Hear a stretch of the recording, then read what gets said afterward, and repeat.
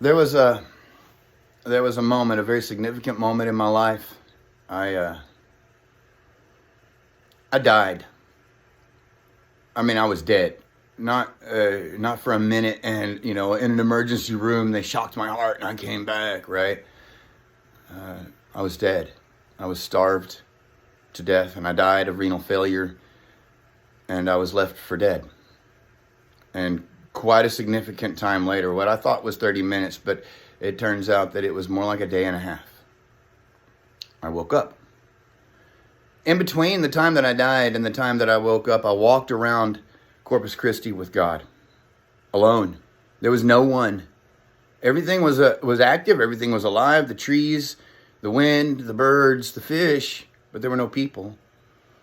And I'm walking around Corpus Christi with the Spirit. It's just me and my body and the Spirit. In the Spirit, it was beautiful. And it was wonderful. And we walked around for maybe an hour, which might have been 3 or 4 days or a week. I don't know. Time was strange. But it was beautiful. And we talked about all kinds of things, the Spirit and I. And we reconciled all kinds of things in my heart and in my mind. And then at the end of our walk, I was standing on the beach downtown in Corpus Christi, Texas, and I realized I was in heaven.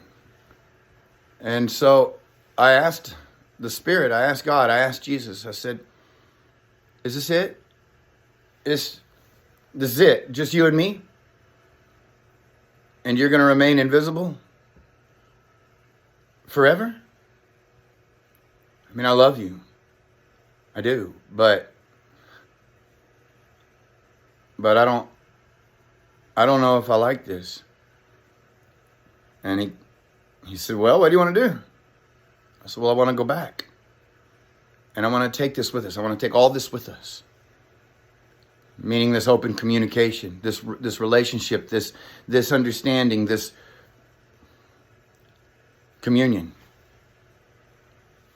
And he said, I thought you'd say that. And then I woke up.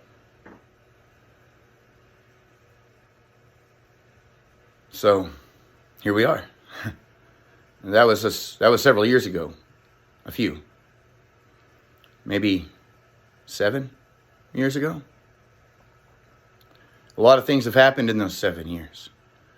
But this morning I'm praying and I'm in my devotional time and I realized that he wasn't upset because what I have now is the same thing that I had then. I'm in heaven, guys.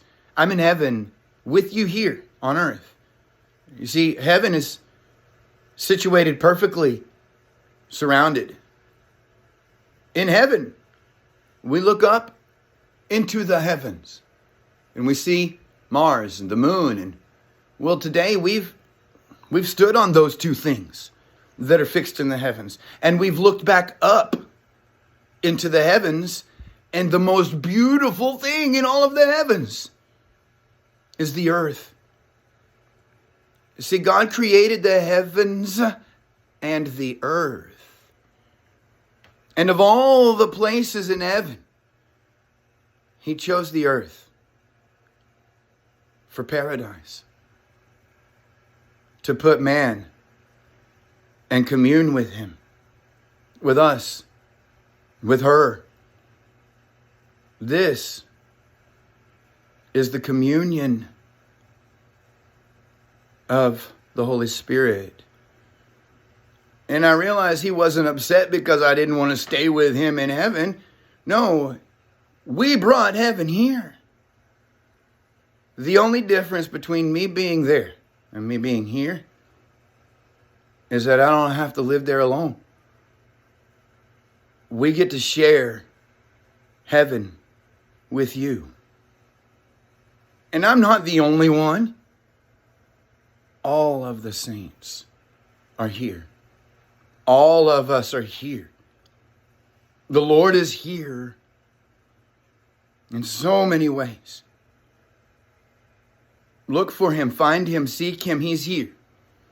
In your heart, in your mind, and surrounding you. He is the great and Holy Spirit that connects and sustains us all things. He is your intelligence. He is your love. He is your life. He is your hope. He are your dreams.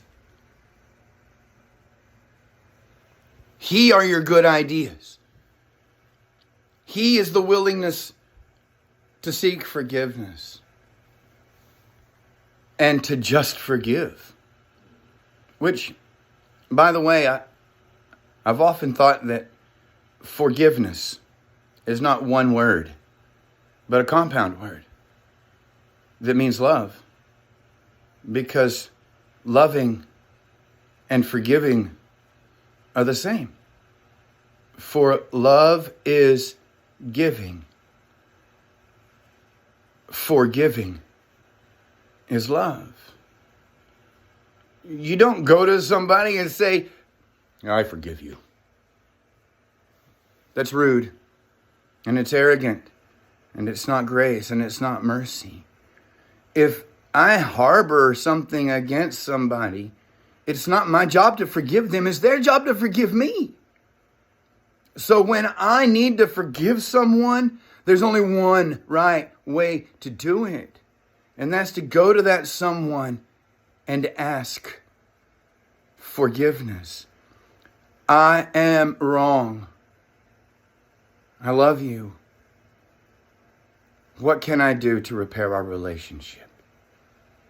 That is how you offer forgiveness. I am wrong. How can I? What can I do to repair our relationship? I love you.